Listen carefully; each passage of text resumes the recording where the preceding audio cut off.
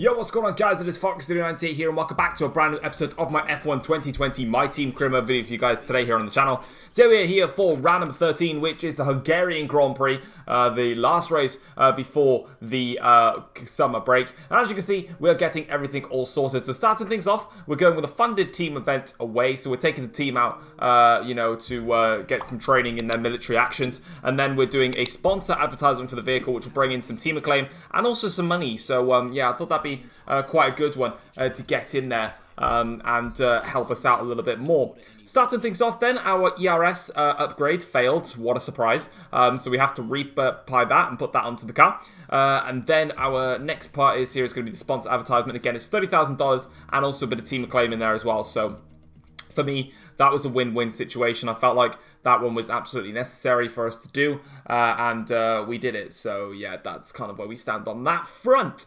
In terms of money, we've got $1.17 million, and we've only got 214 R&D points. So in terms of purchasing anything, we can't really go down that route and actually buy anything as of yet. But of course, in due time, we'll end up purchasing a few extra bits here and there. But of course, we just need to get the money first of all, and we don't have that yet. So heading into qualifying then for the Hungarian Grand Prix, and I felt quite comfortable with the car actually. Put on a high downforce setup in order to help, because of course this is not a high-speed circuit, this is a slow-speed circuit, and straight off the bat we are in for our first qualifying session then, and as we're coming down towards the last corner here on our first flying lap now, round the final corner we come, and as we go now towards the start finish line here, we set ourselves a 1 minute 16.5, which wasn't a very nice lap. I didn't really feel happy with the car itself, on the lap especially. So I decided to go out again and try and improve on my lap time. But as I'm skipping through, have a look there. You may have just seen it. It actually started raining. And I had no idea it was going to rain in qualifying. It didn't tell me it was going to rain in qualifying on the initial board. But clearly it did. And that caught me out horribly. So yeah, I then had a look. As you can see, go over to the dry tyres, wet tyres. You can see the live Delta update. And it's just getting worse and worse and worse. So in other words, my one banker lap, which was really, really bad, I knew there was a lot of time to find. Unfortunately, I wasn't able to exploit the time that I genuinely felt that I could have found, because, of course, the weather came at a point where I wasn't expecting it. So I got caught out there. So unfortunately, it's only P21 on the grid. And, well, us being about 0.8 per second off of pole position, getting out of Q1, that was easily possible with the lap that I'd actually produced in the first place there. So yeah, really, really upset with that. So obviously, Claire is going to be talking about setup issues and stuff like that. And yeah, basically just saying, fam, you're pretty bad, you get me. And I was like, yo, I know, I understand. So I just decided to say Jack drove much, much better than me today. In terms of the results, I mean, I can't really say I really enjoyed myself out there. So I was like, being straight up honest, yeah, things could have just gone better for us today. And we leave it at that. And now, unfortunately, checking out the rivalry breakdown, check out my new dude. He's looking pretty swag. If you think otherwise, you are going to have some issues. He is suited, he is booted, and he is already in a fun mood. By the way, that face looks very, very diminishing. It's race day in Budapest as we get ready for another round of the Formula One World Championship. We don't expect too many retirements at this track. There are plenty of current and former drivers with flawless finish rates here. In particular, Ralf Schumacher. He made it across the line in all 10 of his Hungarian Grand Prix starts. The Hungaro Ring, it's like Monaco without the boats. 14 corners, 6 to the left and 8 to the right, and some very tricky corners to deal with. These rainy conditions out there aren't going to help either, so it's very likely we'll see a safety car or two during today's race. Anthony Davidson is alongside me as usual for the race today. So, let's briefly discuss Lewis Hamilton. That was a great win. Can they keep that momentum going this weekend? It's always nice to come into a Grand Prix weekend on a high, but your expectations are based much more on your practice and qualifying runs. So it's the momentum from those sessions that they'll be hoping to carry into the race today. Before we begin, let's take a quick look at the grid lineup for today's race. Lewis Hamilton lines up on pole position, and it's Valtteri Bottas that completes the front row. Moving on to the rest of the grid, we have Vettel, Leclerc, Max Verstappen and Albon, Perez, Ricciardo, Sainz and Lance Stroll, Ocon, Norris, Daniel Kvyat and Gasly, Giovinazzi. Magnussen, Kimi Raikkonen, and Jack Aitken. Grosjean, Thomas, Latifi, and George Russell ends our grid lineup. Which of these talented drivers will come out on top today? So here we are then on the grid for the start of the Hungarian Grand Prix, and surprise, surprise, it's raining again. This is the second wet race in a row. And as you can see then, we're going to fuel the car nice and light for today's Grand Prix. As we get onto the grid then, we've got 4, now 5 red lights here. And it's lights out, and we go here to start the Hungarian Grand Prix in fine style. And we get away absolutely sensationally. What an awesome start that was. Straight off the bat there, we go all the way up into 16th place. What a sensational getaway. Now down the inside here of loads of cars now in towards the first corner. What a sensational start that was. We got such great traction versus the AIs, and now we can just blast away off, and we're already up into P11 then. After starting down like P20, I think we gained about 4 or 5 positions just off the initial light sequence, and then we got the rest down the inside as we now try and see if we can find our way past Sainz. Ocon and Sainz getting a little bit flustered with each other. Stroll now trying to get involved on the acting here, but we're going to take a wide line in towards turn 4 just to allow us to compromise against the attack against from Large Stroll, as we now try and feather our way with the throttle against Esteban Ocon now as we go through towards this long swooping corner in towards the chicane now. We get a nice exit, blast a bit of ERS in towards the chicane, and we go down the inside here of Esteban Ocon and climb up another position now, up 10 places from the first lap of this Grand Prix so far. It has been the best first lap we've had so far. We're now carrying things onwards into this middle sector now, trying to get a nice feel and understanding of what is underneath me in terms of this machinery as we blast our way now down towards the end of this middle sector, start the final sector now, and we are 6 cents per second behind Sainz. Took that corner a little bit early there, but eventually as time goes on we'll be able to understand that corner a little bit more and see how it can favour us, as Charles Leclerc is clearly holding up this train of cars here. And in fact, Leclerc's going to come into the pits now, so Leclerc has got some damage into his front wing, which he needs to pit for. We had, who was it last time around that had to pit? It was Ricciardo that had front wing damage on the first lap before now. But as we come onto the end of the first lap, we are now up into 9th place, and we are going to fight for 8th place now as we get a fantastic run on Carlos Sainz now in towards the first corner. And we're going to go round the outside here with the Spaniard, but the Spaniard holds the inside line quite nicely, and we get a little bit flustered on the exit, but eventually we can get the power down and we can take the inside line in towards turn 2 now, and down the inside we go on Carlos Sainz. Move done and dusted. That is us now into 8th place after just 1 and a bit laps of this Hungarian Grand Prix. That is by far the best first lap I've ever had, and my best race start I've ever had. Probably in any Formula 1 game ever. Just got such a sensational launch as the... Ooh, that was a bit close then. Got to get away from that curve. That curve there, even in the dry, will spin you around. And in the wet, it's even worse. Moving towards lap 4 of the Grand Prix now, the end of lap 4, should we say now, to start the 5th lap of the Grand Prix. Short, my awesome start actually replicated that we've got some very nice wet pace around Hungary, because we're not falling back. We're actually gaining. We're closing up onto the back of Daniel Ricciardo here. We get a decent exit off the last corner. Now we're going to initiate Rich Mixture and ERS to try and mount a challenge on the Renault driver, but he's not phased by our attack. But it's a nice wide line towards turn 1. So we're going to dive it down the inside of Daniel Ricciardo, catch him off guard there, and we make the move stick on Daniel Ricciardo up into 7th place now in this Grand Prix as we look to just go into lean fuel mixture for a little bit and try and calm the car down a little bit. Because, of course, we underfueled the car quite heavily, which seems to be making a massive impact. I just feel a lot more floaty around the circuit and just happy in general as we now make our way in towards the middle, the end of the first sector. We set the fastest first sector of anybody so far in the race with a purple first sector there. So clearly we've got a lot of pace as Perez there. It seems that the AIs can get a lot closer to that inner apex there than I ever can as we go towards this chicane here. You can really attack that chicane a lot more in this Hungarian Grand Prix circuit compared to last year, where you really couldn't go anywhere near those high ends of the sausage curves. This time around you can, and that's quite nice to see as we now go through in towards this middle sector now, as we're trying to just negotiate our way through this now, as we're going to set ourselves a green middle sector. So not the fastest middle sector of the race so far, but our personal best middle sector. And we're holding on very nicely now to Sergio Perez, as I believe the 2 Mercedes cars are out front, with Vettel in 3rd, Verstappen close behind in 4th, then Albon 5th, Perez in 6th, and then ourselves in P7. And as you can see,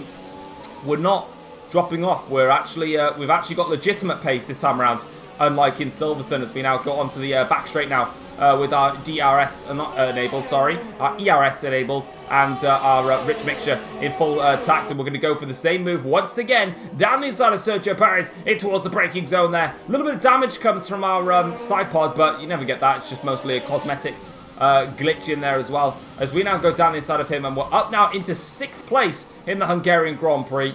And with this amount of pace that we've got, I wonder how much quicker that we may be compared to the front runners. If we got that much pace that we're faster than the front runners onto lap 10 to start lap 11, that seems to potentially be true. Sergio Perez has actually got a mechanical problem at this stage of the Grand Prix, which means that that gap behind is opening up very, very nicely as we cross the start-finish line. It's a 1:30.2 and the fastest lap of the race so far, and we're only 8 tenths of a second now behind Alexander Albon. So pace-wise, we're doing absolutely amazing. Lap 13 in the Grand Prix, and I was actually coming to a bit of a problem. I could catch, Romain Grosjean there out of the session, unfortunately, for the Haas driver, so we'll get a replay of that very, very shortly, I do believe, to see what happened to poor Romain Grosjean. And as you can see, we're going to go back and have a little look at what happened to Grosjean. So we need to actually find where he is, and we'll get on board and see what happened to the poor man. Here he is. So as he now comes towards the end of the final sector here, unfortunately, he just pulls up to the side of the circuit. As he stops now, has he got any smoke coming out the engine? No, so it does mean it's just some sort of mechanical failure, whether that's electrical issues or anything like that, just some other mechanical problem, which has put him out of the Grand Prix. But lap 17 of the Grand Prix, pit window is open, and as I was saying, catching Alexander Albon was actually quite easy. Trying to get past Albon was very, very difficult. Now, I was quicker than the Red Bull in the first sector by quite some margin. And you'll be able to see, this is actually, I think I've played this is a full lap actually, of me trying to chase down Albon. So here we go now. So as we get in towards the end of this first sector here, we get very, very close to Albon. We're about half a second shy now. If I had DRS, I'd be breezing past him and off into the distance. But of course, it's wet weather, so I don't have that tool at my availability. As you can see now, we're very close to Albon. 2 tenths of a second, in fact, literally taking different lines here to try and switch on Albon in towards this middle sector chicane, like we did with Ocon, but we just don't have enough pace to do it. Now, this is as close as I always get to Albon in towards the chicane, but annoyingly, first of all, the Red Bull gets much better traction out of the chicane than overall in this middle sector. Not only is the Red Bull better than me anyway, because it's got more downforce and a better chassis and better aeros and better everything, really. Also, I'm then stuck in the dirty air of Albon to also hinder my progress that much further, to the point when the gap constantly rises to around about 8 tenths per second like it is now. And I just couldn't find a way past. It was so frustrating to just see if I just try and pass Albon. I really couldn't do it. Which was getting on my nerves. So now, on lap 17 of this Grand Prix, we're actually coming into the pits here for our one and only stop to go into a fresh set of intermediate tyres, and this is a seriously crucial pit stop. We're now doing the undercut on Albon. Verstappen has already pitted. Now Albon is going to have to stay out a lap longer. We're then going to come into the pits and try and put pay to that. Speaking of Verstappen, to annoy him, I actually made him wait in the pits a little bit longer there. So Verstappen got held by myself in the pits there, which gets me to close that gap to him a little bit. But this is crucial for me in general for this race now. I need to be able to try and perfect the undercut, and a 2.3 second pit stop is really going to help me in my attempts to undercut Alex Albon in this Grand Prix and try and steal what would be P5 from him in the race. Also, we still have the fastest lap, and we rejoin in P6 in front of the rest of the pack because Sergio Perez held them up for so long with his problems. No one could actually get past him even though he had a mechanical issue. So thank you, Sergio, for holding them all up. Otherwise, we'd be stuck in a lot of traffic. But we are not now. This lap is absolutely crucial to try and pass Albon. And here we are then on the end of that lap. We've had a decent lap overall in general. Remember, that gap was around about 8 tenths per second, and it had been for such a long time. But as we cross the start-finish line, we set the fastest final sector of anybody so far in the Grand Prix. That's Albon coming out of the pits, and the undercut has worked then. So we couldn't pass Albon on track. I just couldn't find a way past. But in the pit lane, that's where it all came into play. The undercut works, and we're up into 5th place now in this Hungarian Grand Prix, and that is more like it. Now we've gone to lap 22 to start lap 23. Now we're trying to see if we can potentially chase after Verstappen. Bottas sets a new fast lap to the race so far of a 1:29.5, but I'm actually going in even faster. As we cross the start-finish line, I used everything in my power to try and get a fastest lap, and we did with a 1:29.4, so that worked out very, very nicely. On to lap 35 of the Grand Prix, I did my best to chase down Max Verstappen, but I actually wore out my tyres a bit too much. As you can see here, Bottas wins the Hungarian Grand Prix, but for me, my tyres are, well, my front left is literally on the verge of being punctured. If you go past 75% and above, you're in puncture range at any point. from that moment onwards, you can get a puncture. But luckily for me, no punctures, a sensational drive, and 5th place here at the Hungarian Grand Prix. The car worked an absolute treat in the wet weather, and I wouldn't doubt it would be any worse in the dry, but today, yo, shout out to my pose, man. Yeah, but, you know, I don't doubt that we could have been any better in the dry. I felt like we still had great pace, and even in the dry, we got caught out by the wet weather, so I'm not really sure where my true pace in qualifying lied in that. But, yeah, really, really great race overall. I actually think that I was marginally lucky to beat Alex Albon, because even when I got past him, the gap rose to about 2 to 3 seconds, and then Albon came right back at me again. So, yeah, like I said, it was really, really difficult. I tried my hardest to get Max Verstappen, but he was just that little bit quicker than Albon was. And unfortunately, it put pay to my tyres. And at the end, I had to really cruise it home to make sure that I avoided getting a puncture. I was very, very nervous at the time, but we made it stick. And yeah, we can celebrate that one. It's a very, very solid race overall as Valtteri Bottas makes James nice and wet and stacky, which is kind of, you know, what Valtteri likes to do, especially because James constantly annoys him. There you go. Yeah, spray him even more. Tell him to shut up. That's it. Good boy, Valtteri. As you can see then, final race results. Hamilton actually only finished 9/10 of a second behind Bottas. Considering Lewis Hamilton had mechanical issues as well in that Grand Prix, that's not a bad result for him. Jack Aitken, my teammate, finishes only in P17 for us. We finish in P5 and pick up the fastest lap as well. So, very, very good afternoon indeed for us today. In the Drivers' Championship then, Hamilton now leads the championship with Sebastian Vettel both on 190 points, but Lewis Hamilton, I believe, has won more Grand Prix than Vettel, or has just got a better overall record this season in terms of podiums, etc. Bottas then is Leclerc is 5 points behind, Bottas then 11 points behind, and we are obviously far behind that. Constructors' Championship, Ferrari are 6 points clear of Mercedes, and then it's Red Bull and then Force Korea still holding the fortress. But of course, in due time, we do expect that to maybe go a little bit differently. In terms of actually cutting our way through the field, I felt like the car was very, very nimble, and it was very, very nice to drive, even though the power unit definitely had something to do with that. Moving on then, team must be ecstatic with how you're performing. I mean, they have no choice, otherwise I will sack them. And as you can see there, we just say that they are. And then obviously, lastly, you know, talking about the wet weather today, and I really wanted to go with this option here, the first one, that one, and that's actually what I did. I thought I went with the other one. Never mind. And then the last one was obviously the close finish with Alex. Of course, Alex Albon is still our rival in this career mode, so it was actually crucial to finish in front of him as well. Yeah, very, very good that we actually did. I forgot about that. As you can see. Sorry, I keep laughing every time I see my pose. Yeah, but we actually got more points than Albon overall, but Albon still leads the rivalry 13 to 12. 4 races remaining on that. Team Acclaim now, and as you can see, we're moving on upwards with level 9 now in the Team Acclaim. Aiken up to level 8. For us, we're going to go up to level 12 in the overall Team Acclaim there, and making great progress on that front as well. To really step up our game. Unfortunately, we didn't qualify P10 or better, so we don't get the extra the extra money for that. We don't take any damage deductions, which is brilliant, which means we get the full 100,000 there. Overall, putting us to 2.84 million. Cannot complain with that in the slightest, as we now are going to move onwards here towards the team headquarters, where, of course, we are going to be pretty much shutting down the headquarters for the summer break. Of course, it is as it is in real life with obviously the calendar, so we can be more effective on that front. And we're going to make a couple of upgrades, not only to the car, but also to the facility, because we've got enough money to do that. So let's have a little look then and see what we can do. So loading ourselves in now, you can see that we get our money in there, and also our resource points. And we've got a couple of upgrades actually in the pipeline. Also, a press interview is coming up just before the summer break. So we're going to quickly do some activities while we get onto it.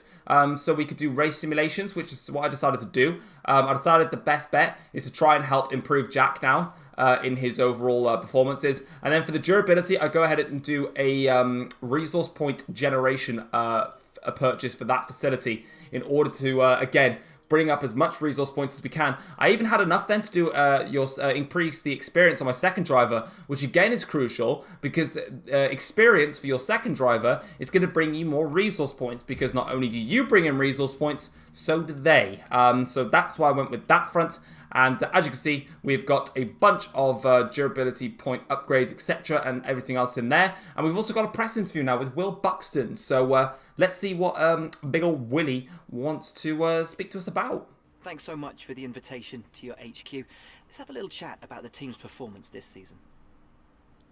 Do you see your relationship with your second driver being long-term, or will you be looking for someone else if you're successful? In the end, it will be someone else successful, but I guess if he's good, position's safe. Your team's been picking up points fairly consistently. Do you think you'll be able to become a challenge to the top teams in the future? I'm only picking him up because I'm running a low AI. No, shut up. That's our aim, to get to the top.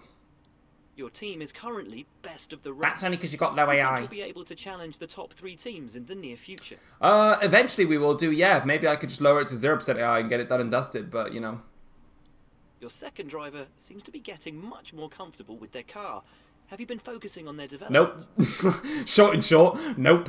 But investment is very important. Your car's been able to challenge the very top teams. Is it safe to say you've surprised everyone? I mean, I've surprised myself and also the guys in the paddock, but I haven't surprised the comment section who keep saying the AI is low. It's been wonderful to spend some time with you. Best of luck out on track. Hopefully you guys didn't take my answers then very, very seriously. If you did, you clearly don't understand me. That was all just banters and jokes, but I have to put that out there because I know someone's going to take that seriously.